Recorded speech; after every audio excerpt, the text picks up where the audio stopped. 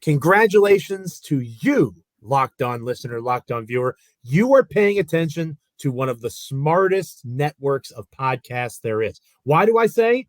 With unquestioned confidence that the Locked On Podcast Network has brilliant people, because they, unlike other knuckleheads in the media, hopefully not talking about my wonderful co-host, Damichael Cole, made the correct choice, and in our Locked On end of years voting, named Jaren Jackson Jr. the Defensive Player of the Year. We're going to talk about that more and more on Locked On Grizzlies. Let's lock in. You are Locked On Grizzlies, your daily Memphis Grizzlies podcast, part of the Locked On Podcast Network, your team every day.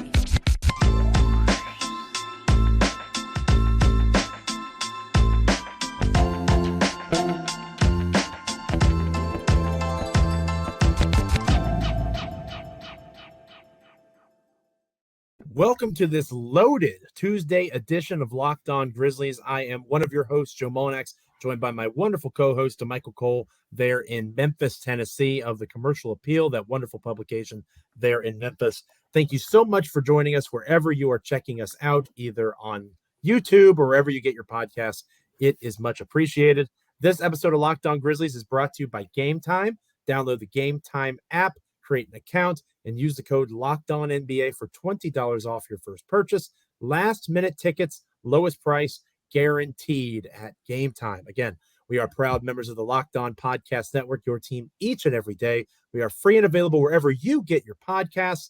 Make sure you're checking us out, as I mentioned a moment ago, on YouTube. Like, comment, rate, review, subscribe, wherever you get your podcasts. It is much appreciated as we continue the steady march toward Game 1 there in Memphis, Tennessee on Sunday. And by the end of the night, Damichael, we will have an idea of who the Memphis Grizzlies are playing in the first round. We're going to talk more about that later on in the show. First off, I want to tell you, Damichael, I have a special guest for us on this episode of Locked On Grizzlies. I wanted it to be a surprise. We didn't talk about this before the show, so I'm springing this on Damichael. My partner might be mad at me. We talk about everything. You know, we're very close in that way. But I wanted this to be a surprise. Are you ready? I have the Locked On NBA Defensive Player of the Year as a guest on this podcast. Oh, he's here with me now. Jaren Jackson Jr. Jaren Jackson Jr. Here he is. There he is. Jackson Jr. has arrived. He is very excited. You can see there's Jaren.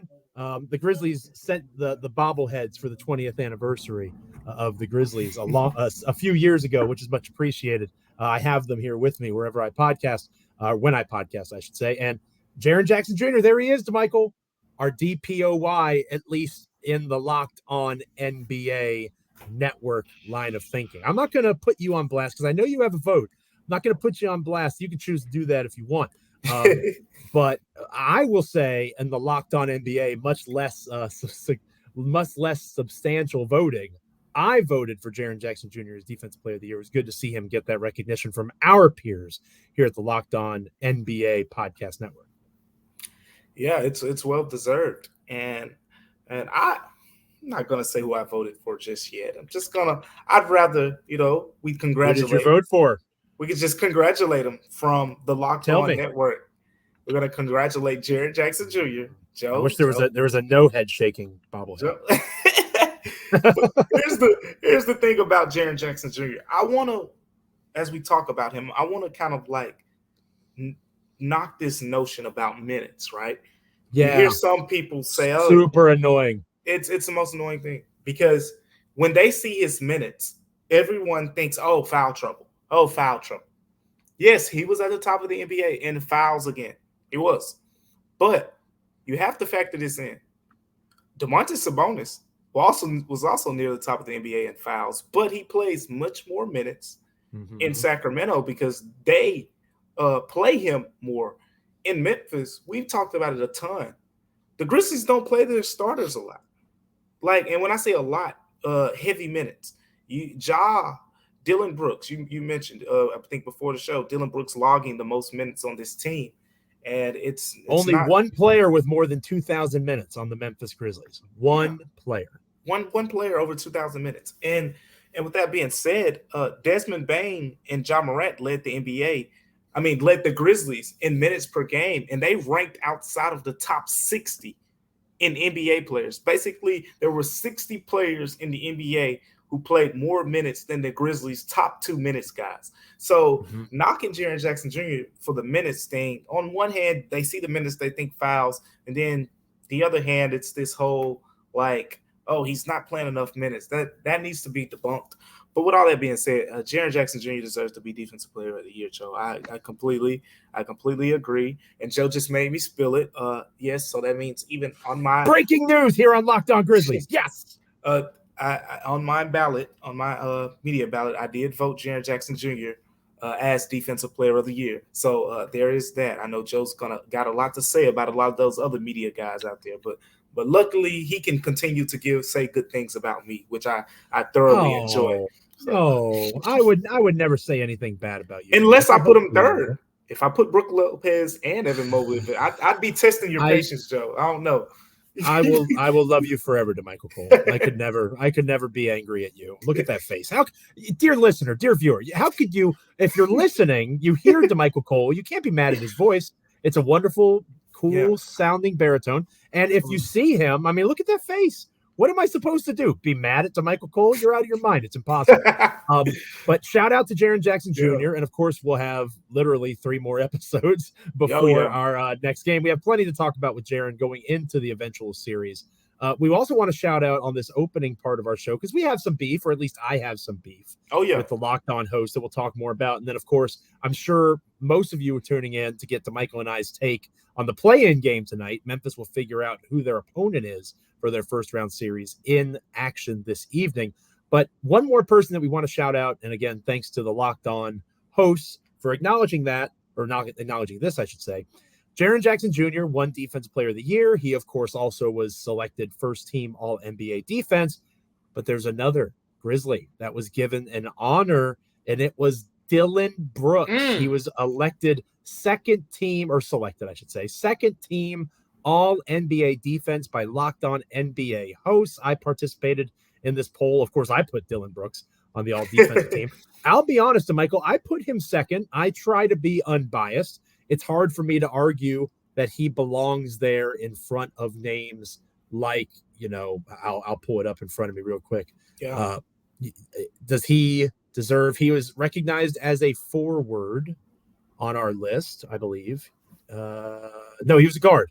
So defensively, the 2 guards that were selected first team all defense were Drew Holiday and Alex Caruso.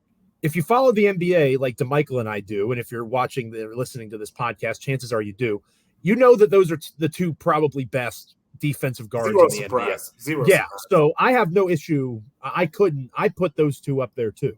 But I had Dillon on my list as a second team selection, and that is where he was named. So kudos to Dillon Brooks for, despite his negative reputation, also showing, or at least people that pay attention to NBA basketball and do this like we do on a daily basis at Locked On, they understand that Dillon Brooks takes on those tough defensive assignments and makes an impact in that way. Joe, there's this saying, and it's all publicity is good publicity. And that's true. I think that worked in Dillon Brooks' favor this season. I truly do. You know why? Because everywhere I went, anytime the Grizzlies played on the road and I traveled, after John Morant's name, they weren't talking about Jaren Jackson Jr. or Desmond Bain or Steven Adams, who you can all make an argument that those guys are more important. It was Dillon Brooks. For better or for worse, he is the guy. When I went to San Francisco, other reporters out there were saying things like, well, Dillon Brooks is the reason the Grizzlies aren't going to win a championship and things like that. And then some would say, hey, what's Dillon Brooks' thing? Like everyone wants to talk about Dillon Brooks. And then over the last month, you think about it, it were actually people messaging me, literally DMing me, Joe, saying, stop asking Dillon Brooks questions, please. Because when John Morant went out, it was the Dillon Brooks show on camera. But people thought he was changing. That's always who he's been. It was who they were playing. They were playing Golden State. Oh, Dillon Brooks is going to do his talking, when they play Golden State and things like that. So he was put in those situations as well. He's always been one of the most candid people on the team. when it comes to speaking to the media. He'll give you honest takes, and that's why, quite frankly, a lot of media members like to go to him for the real. If you want to know who's playing good defense on the Grizzlies or what someone really thinks about the team, Dillon Brooks is probably your guy. He's going to let you know, hey, this guy, he has the potential to get better, but he's not a good defender right now. He's the guy that's going to say that. So with all that being said, it's kind of helped his case, and people have paid much more attention to him. And he's kind of become that irritant. It's a respect thing when other NBA players are talking about you. Think Patrick Beverley.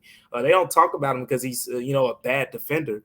He gets talked about because he's pretty good at his job, and he talks a lot. And Dillon Brooks talks a lot as well. And like Kevin Durant said not too long ago on his podcast, Kevin Durant's like, look, man, it's a lot of guys that talk like Dillon Brooks. Like, he's seen a bunch of them over the course of the league. There's a bunch of them in the league now. It's just the fact that Dillon Brooks, he talks, and his defensive aggressiveness, his intensity, it kind of makes him stand out. But I think that helped his case. It put more eyeballs on him, and he's been deserving of being in this conversation. So it'll be great to see him, get rewarded for that, Joe. It's giving me flashbacks to, the year that Marc Gasol won Defensive Player of the Year. Yeah. Tony Allen, a lot of people said, was the best defensive player on that on team. the team. Mm-hmm. So the fact that obviously, I don't think folks would say that about Dillon and Jaren, but the fact that there's two guys in Memphis that are being recognized for their defensive energy, that's been a major piece of the Grizzlies' success this year. So congratulations, Locked On award winners, Jaren Jackson Jr. and Dillon Brooks. I have some beef, though. I have to get some. I'm not going to yell because I'm so excited for Jaren, right? And he's sitting right here. I can't yell in front of Jaren. I can't yell at you, and I can't yell in front of Bobble Jaren. But what I can do is talk about where I am frustrated.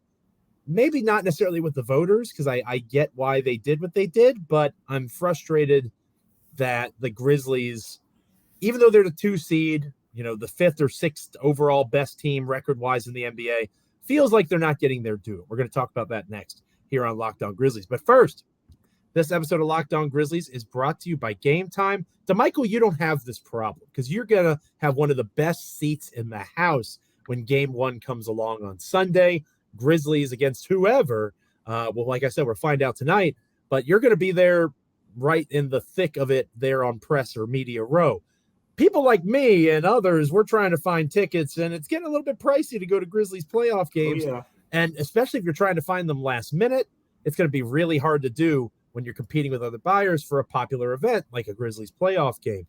But the Game Time app does an amazing job helping you find these last-minute ticket deals. Extremely easy to find tickets. You get images of the seat views on the app itself with the lowest price guarantee, event cancellation protection, job loss protection, all those sorts of things. It's the fastest growing ticketing app in the country for a reason. Tickets are sent directly to your phone. You never have to dig through your email. You buy tickets in a matter of seconds, just 2 taps, and you're all set, knowing exactly what to expect when you arrive. Snag the tickets without the stress with Game Time. Download the Game Time app, create an account, and use the code LOCKEDONNBA for $20 off your first purchase. Terms apply. Again, create an account and redeem code LOCKEDONNBA for $20 off. Download Game Time today. Last minute tickets, lowest prices, guaranteed. Ja Morant lost out on $40 million hypothetical dollars. That and more next here on Locked On Grizzlies. Welcome back to Locked On Grizzlies. I am your co-host, Joe Mullinax, the far less handsome, far less talented member of the dynamic duo. Of course, very suave, very wonderful, Damichael Cole of the Commercial Appeal there in Memphis, Tennessee. He is with me once again. And again, here at Locked On Grizzlies, we take a couple days off in March because March is a super long month. April, it is not going to be that way. We're with you each and every day. At least one of us will be. As the series gets started, Damichael might have to be going to California, might be going to Minnesota. We'll cross that bridge when we get there. But every day you will have myself, Damichael, or both of us talking to you about the Memphis Grizzlies Monday through Friday. So make sure you're staying with us. Make sure you're checking out Damichael's work over at the Commercial Appeal. Make sure you're checking out my work. I'm a Grizzlies columnist over at Bluff City Media. I wrote about ways that the Grizzlies can reinvent themselves in preparation for their playoff series. Maybe that's something we can talk about on our Wednesday episode, Damichael. But again, this episode is jam-packed already, filled to the gills. And this time, we're going to look at some not necessarily negatives, because again, I understand why our colleagues at Locked On NBA did the voting they did here. I'm not necessarily saying they're wrong.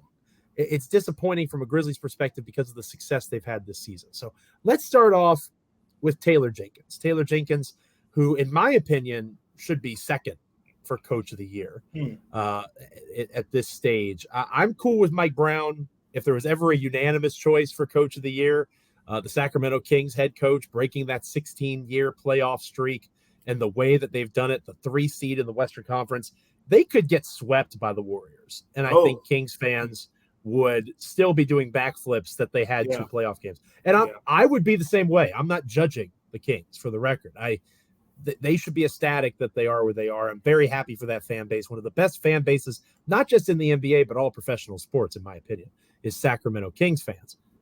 But Mike Brown, number 1 with a bullet, I'm cool with. The Oklahoma City head coach, Boston head coach, and the New York Knicks head coach, Tom Thibodeau, all get more points. The Tom Thibodeau that was on the hot seat, that guy? Yeah. The guy that was going to get fired about? 6 months ago. That guy got more points. Now, in fairness, he got 13, and Taylor Jenkins got 12. Jenkins finishes 5th in the voting with 12 points.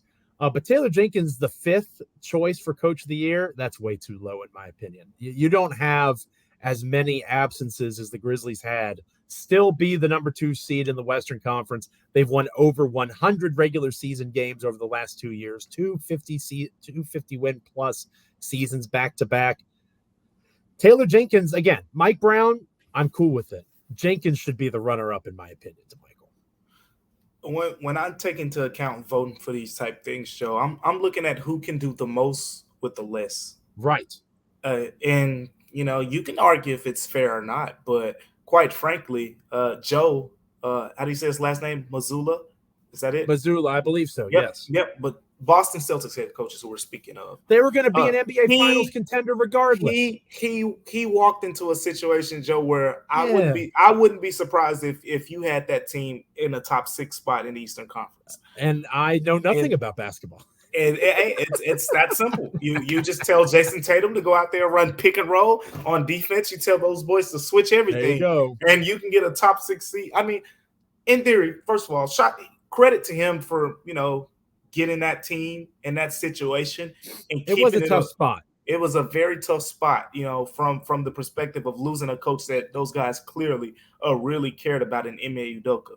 But he's lower down the list for me because he basically just kept the fort, kept them afloat. There was no noticeable big improvement in Boston, so to speak. So that alone, I think, kind of takes him out of the conversation. Now, going back to my more with less point here, the 2 guys that stand out to me is Mark Daigneault and Mike Brown. Mike Brown took over a Kings team. Roster wasn't much different, but they added a couple pieces here and there, right? Kevin Huerter, comes in, with a trade. Malik Monk is your new 6th man. Now he's a 6th man of the year candidate. Keegan Murray as a rookie in your starting lineup, top 5 pick. And he's your starting 4-man, Harrison Barnes, kind of reconfiguring some things in his career. So he did well with kind of a team. You look on paper, probably the 6th, maybe the 7th best roster in the West on paper, being nice. And then, and you keep it going, Joe, right? Mark Daigneault, right? OKC was in the conversation for Wembanyama at the beginning of the season. I mean, people were saying, what would a Chet and Victor Wembanyama front court look like? But now we'll never know because he kind of did a lot with that team. But at the same time, those are the 2 guys. They're the 10 seed. But they were supposed to be 14. The 10 seed. You gotta. He outdid Chauncey Billups, who had Damian Lillard, Jeremy Grant, Joseph Nurkic, Anthony Simons. He outdid that team. He outdid, I don't want to throw the Utah Jazz in there, but he outdid the Mavericks with Jason Kidd and Luka and that group.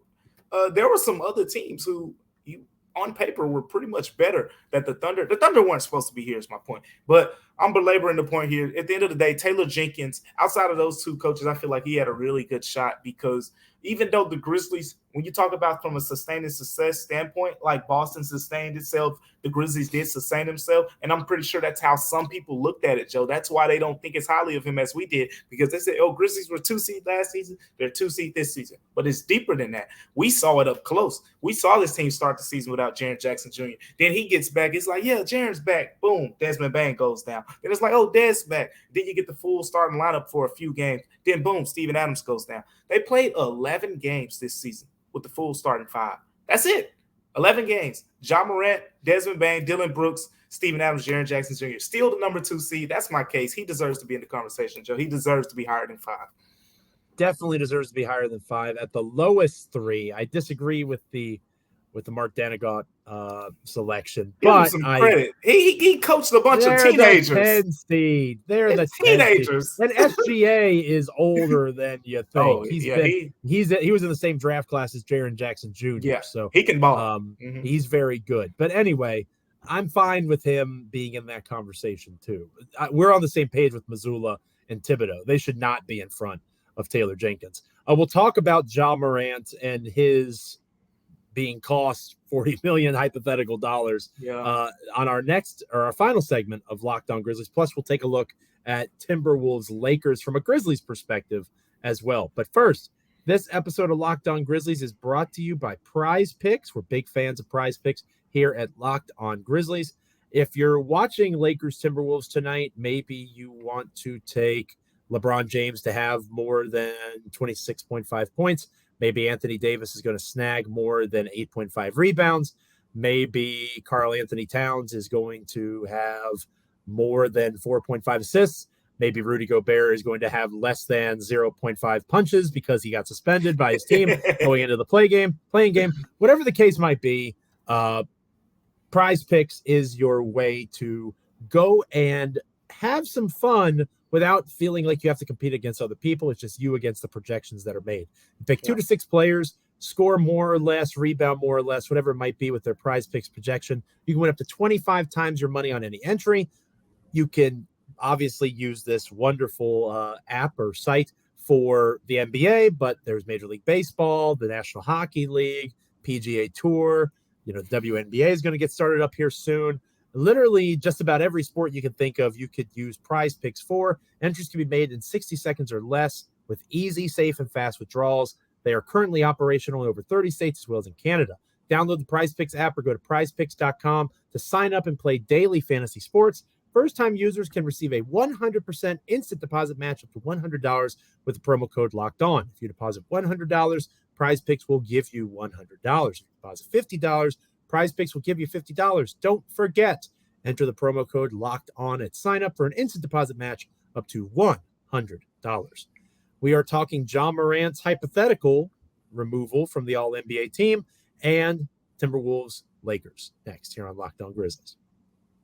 Welcome back to Locked On Grizzlies. We are closing up our jam-packed, our loaded, our juiced Tuesday episode of Locked On Grizzlies. I am Joe Mullinax, Grizzlies columnist over at Bluff City Media, bluffcitymedia.co/join. Use the promo code Mullinax on an annual subscription. Get your first 10 days free, then 10% off an annual subscription using that promo code Mullinax. Check out Damichael Cole, my wonderful co-host over at the Commercial Appeal there in Memphis. He is the Grizzlies beat writer. I'm sure you're enjoying this bit of a breather. I'm sure there's plenty of content that you're cultivating and creating over at the Commercial Appeal. But again, not having to go to games for a few days certainly has to be nice. But practices are going to be starting up again here soon if they haven't already done so. And you will be covering those, maybe giving us some tidbits in the days ahead going into this Sunday in Game 1 there in Memphis, Tennessee. I would be remiss if we didn't mention, obviously, earlier on, we talked about Taylor Jenkins being snubbed for being runner-up or second runner-up for Coach of the Year in the Locked On NBA Awards. Ja Morant does not get named to the Locked On NBA All-NBA team, which is pretty significant in real life if that happens, because, again, that will cost Ja Morant the Supermax, which will mean $40 million less in his pocket over the life of his contract extension that he signed. The 6 guards that were put in front of him, SGA, Shai Gilgeous-Alexander, Luka Doncic, Donovan Mitchell, Steph Curry, Damian Lillard, and De'Aaron Fox. Ja finished 7th to those 6 guys in front of him. And we were talking a little bit before the show, Damichael. When I voted for this, I'm pretty sure I put Ja third in front of Damian Lillard. But Lillard had a phenomenal year, had a really red-hot stretch there in the middle of the season. You mentioned how you can't blame Lillard for the way that the Trailblazers tanked at the end. Yeah. I don't have an issue with Ja not being on this team because you have to take someone off, right? Like that was the argument with the All-Stars, right? Okay, if you're mad about Jaren Jackson Jr. being there, who are you taking off? Are you taking off Jaren and replacing him with whoever, right? Like how do you go about that process? It's a similar thing here. Like De'Aaron Fox has had an amazing season. We talked about Lillard a moment ago. Donovan Mitchell in a universe where Giannis, Tatum, and Embiid aren't cooking, you can make an argument that Mitchell is an MVP candidate for what he's done with the Cleveland Cavaliers. Obviously, Steph Curry's there, and then SGA and Luka are phenomenal. Like, how do you argue against any of those 6? I couldn't. I guess I did with Lillard because of the way their season went, but I understand John not getting it here, and I anticipate that happening to him when these teams get announced here in the next week or two. I can't argue against Dame Lillard either. I know that's the guy just talking to a lot of Grizzlies fans and people say, oh, yeah, he didn't win much. Well, first of all, Damian Lillard has won a lot in his career. Right. And statistically speaking, this is the best season of his career. And not only that, here's another thing I want to throw at you, Joe. And feel free to answer this if you have the answer, because I don't. I don't have the answer to this. Everyone I see pretty much has Luka, first team, or second team at the lowest, but definitely first team. But Damian Lillard is someone that people think shouldn't make All-NBA. Look at the numbers. Damian Lillard is super efficient. Yeah, he had a really strong season. And you throw the whole, they didn't win. The Mavs, I mean, they fell off a cliff. Yeah. Luka couldn't play alongside of another guy who likes to have the ball in his hands. So the whole ball dominant thing with Luka kind of became prevalent towards the end of the season. And he's everyone's darling first team guy. And so my point in saying this is, I feel like as a voter, if you have Luka Doncic, first team especially, but if you have him on there, period. But if you have him first team especially, what's your argument against having Damian Lillard at least third team when he just had, his best field goal percentage shooting season overall? His 3-point numbers were pretty good. He ate over 4 3-pointers per game. And Grizzlies fans in particular, people listening to this podcast, you saw it up close. He put 40 on Dillon Brooks, and at that time, no one else in the NBA had done that. So up close what he's capable of. But that's kind of the Damian Lillard side of it. But how that affects Ja is, I'm sure there's other people who will think like that. Luka's going to get in there. Steph's going to get in there. De'Aaron Fox, as we've said, he's kind of like your media darling this year, right? The clutch player of the year. Kind of like what John Morant once was. Yeah, exactly. So you got those 3 guys right there. And Shai Gilgeous-Alexander. I think those are probably your 4 locks. Donovan Mitchell is close to a lock. But, you can make an argument at this point for him. You can make an argument for Ja to get that 6th spot with those guys, but it's a tough spot at the end of the day. You think you said it before, but those missed games could be much more important looking back on it. They could be very costly. I still think he'll make it, but clearly here, these, as you said it, Locked On Network, these are very smart people voting on this, and Joe, they didn't put him in. No, it's going to be close. Would I be surprised if he made it? No, because John Morant was an all-star starter. He had a very strong season in his own right. But will I be surprised if he doesn't make it? No, I won't, just to be perfectly honest. We'll get out of here on this, Damichael.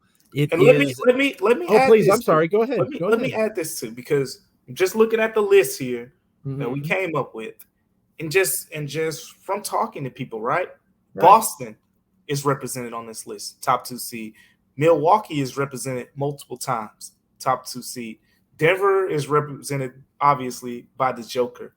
Sure. For the Grizzlies to not have an All-NBA player after all they went through this season, and a fifth-place coach of the year. And a fifth-place coach of the year. That's not peanut butter and jelly to me, Joe. Something's not matching up. If Taylor Jenkins is fifth in coach of the year, how in the world did he get the number 2 seed in the loaded Western Conference without an All-NBA player? I mean, something has to give. It's sure either John Morant's going to be on there and Taylor Jenkins falls all, he's going to be fifth, as we said, in coach of the year. Or, I mean, you can't. Those two things don't align. If Taylor Jenkins fifth, John Morant has to be all NBA. Like they don't align to me. I agree with you. I think it's more likely that. Well, actually, I don't know that that's true. I'd have to think on it more because you have Ja in a place again, given everything that's transpired. Him falling off really wouldn't shock me. But Taylor Jenkins, he might be outside of Mark Danigault, right? The most unknown NBA head coach there is. Like if you ask somebody who the coach is of the Memphis Grizzlies, a lot of folks probably may not even know who Taylor Jenkins is. Very mellow guy, yeah. Yes, he doesn't project. He's not flashy. He just does a good job, and he and his staff combined do a really good job. So, obviously, there's a basketball game tonight. The Grizzlies are not participating in it, but they will have a high interest in the outcome because whoever wins between the Lakers and the Timberwolves will face the Memphis Grizzlies in Game 1 on Sunday afternoon. I think we both can agree that if the Lakers win, it's going to be the primetime game, right? Maybe not the late Sunday game, but it'll be that 7 p.m. Eastern That's time going to slot. It's going to be an argument for me. I think that'll be the top series over the Kings-Warriors one. Lakers Grizzlies, in terms of interest. Lakers Grizzlies would be the top series in the whole thing. We haven't seen it, right? I think that would be really interesting. Like there's a part of me that wants the Lakers to win because I haven't seen it. We've seen the Grizzlies play the Timberwolves. Obviously, we've seen them play the Warriors. Yeah. I kind of want to see LeBron come to Memphis for a Game 1, and maybe I'd regret that, but he's 38 years old. You need to stop fearing the guy. He's not going to beat Father Time eventually. Maybe this year's not the year. I am curious as to who you prefer, what you're most interested in terms of this game. Because again, we're not going to break it down. This is Locked On Grizzlies, not Locked. Mm-hmm. Go check out Locked On Wolves or Locked On Lakers. They do tremendous work covering their squads. So check out them. And obviously we'll have them on this show. Whoever wins, we'll do a crossover episode, one of the shows later on this week. What are you looking for from this game? For me, Damichael, it is how the Lakers respond to a wounded Wolves team. No Rudy Gobert through his own stupid actions, punching Kyle Anderson. Keep your hands off of Kyle Anderson. We still have feelings for him in Memphis, Tennessee. So punching Kyle Anderson, Rudy Gobert suspended. Jaden McDaniels thinks he's punching a curtain, punches a wall, breaks his hand. For all intents and purposes, the Lakers should win this game running away. It's in LA, but that just feels like something that the Lakers are going to screw up. Like, I don't know why I can't shake that feeling. The Lakers should win, right? But I just feel like the Timberwolves, Mike Conley's a steadying presence. Obviously, Anthony Edwards is a remarkable talent. Karl Anthony Towns is back in the fold. I'm not sure that Minnesota is just going to lie down, and how will the Lakers respond? That mental capacity beyond LeBron, who has such amazing experience, obviously. Anthony Davis, you don't look at Anthony Davis and go, you know what? That guy is mentally tough, right? Like people don't say that about him or really anybody else on the Lakers to an extent. Maybe Jared Vanderbilt a little bit, but my point is, like, I'm curious to see if Minnesota keeps it close. Will the Lakers implode? Or is this truly a different vibe around this team after the trade they made or the trades they made? And now they're going to, turn this thing around and they're going to come into Memphis being a legitimate threat to the Grizzlies. Because in theory, the Lakers should be a pretty legitimate threat to the Grizzlies, but are they able to do what is necessary for them to get to that point? I am curious to see that play out. Michael, what about you? I like it, Joe. You went with the narrative angle. You're surprised. It's like you're surprised. I'm like Joey narrative over here. And at the end of the day, I'm going to agree with you. I think, if you're thinking about it from there's two ways to look at this. If you play the Timberwolves, you're expected to win, and if you lose, everyone's clowning the Grizzlies. Mm-hmm. If you play the Lakers and you win, you beat LeBron James, Anthony Davis. I mean, the confidence would be through the roof. Perhaps means more than it actually should. Yeah. Because of the name recognition. Because of the name. And here's my thing. At the end of the day, I know people are undervaluing the Minnesota Timberwolves because of everything that's kind of happened in the last few days. They have Mike Conley. I will never undervalue them. And yeah, they do. They have Mike Conley. And they also have, a huge team. Very large. And that's kind of been a thing because, yes, Steven Adams got played off the floor last season in that series, but Rudy Gobert's there now. And when I saw that trade in offseason, it's like, okay, that plays right into the Grizzlies' hands. Now Steven Adams will stay on the floor. And if the Grizzlies were to play that team, Rudy Gobert would be a problem. Oh, yeah. He would be a problem on the glass. Xavier Tillman is great for what he does, but Rudy Gobert, Karl-Anthony Towns front court, along with the things that, Anthony Edwards can do, that would be a problem. No Jaden McDaniels is why, I think the Grizzlies, no Naz Reid is why I think the Grizzlies would prefer that matchup as opposed to the Lakers. And I think the Lakers, at the end of the day, they got LeBron James and Anthony Davis, champions.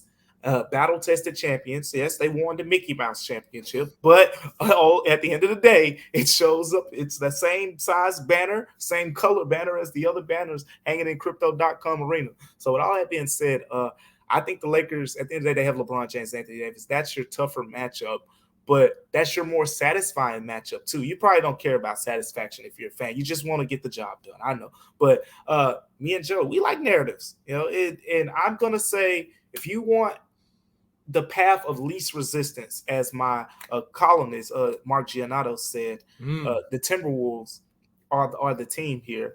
The Lakers would be the more entertaining series, but the Timberwolves, if you're rooting for someone, root for the Timberwolves to win this game.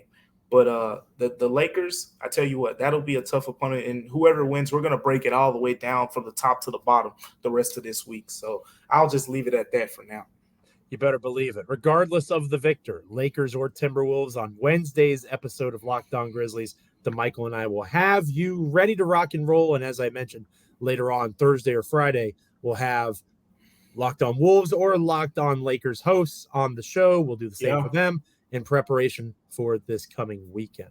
Thank you so much for making Locked On Grizzlies your first listen today. Now make your second listen Game to Game NBA. Every moment, every top performance, every result.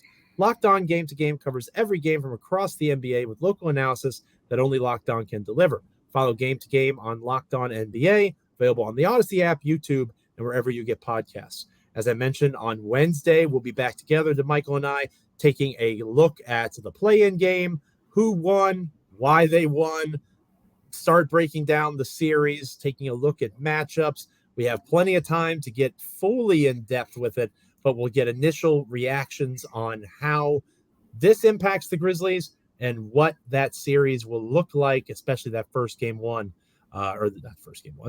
one coming up on Sunday in Memphis, Tennessee. I'm looking forward to the game tonight, Damichael, and looking forward to breaking it down with you tomorrow.